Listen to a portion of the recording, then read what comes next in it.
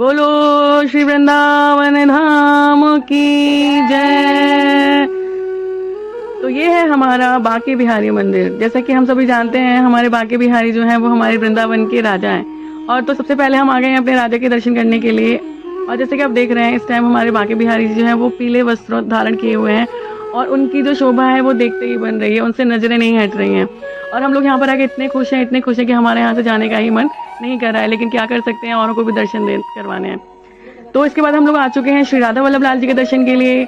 हम सभी लोग राधा वल्लभ जी पहुंच चुके हैं और हम जैसे ही मंदिर में दर्शन के लिए एंट्री ले रहे हैं तो हमने देखा कि राधा वल्लभ लाल जी का भी मंदिर जो है वो फूलों से सजा हुआ है। और हमारे राधा वल्लभ लाल जी इतने प्यारे लग रहे हैं कि बस पूछिए ही मत।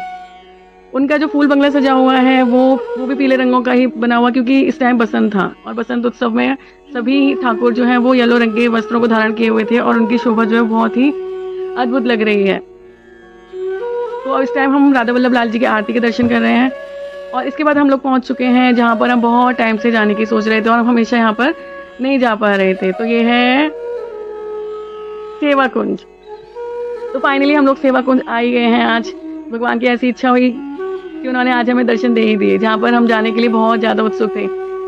तो इसके बाद हम जब लोग निकले तो हमने देखा कि यमुना घाट पर रितेश्वर जी महाराज जो थे उनकी आरती हो रही थी।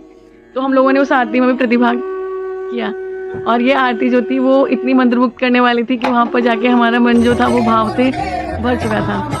तो यहाँ पर आप लोग देख रहे हैं कि जो आरती है वो यमुना तट पर हो रही है और मैं और मेरी मम्मी दोनों ही आरती में प्रतिभाग कर रहे हैं। और इसके बाद आरती करने के बाद हम लोग पहुँच चुके हैं जो इस्कॉन का नया मंदिर बना हुआ है, चंद्रोदय मंदिर। तो यहाँ पर देखिए हमारे प्रभु श्री कृष्ण और राधा रानी बहुत ही सुंदर लग रहे हैं।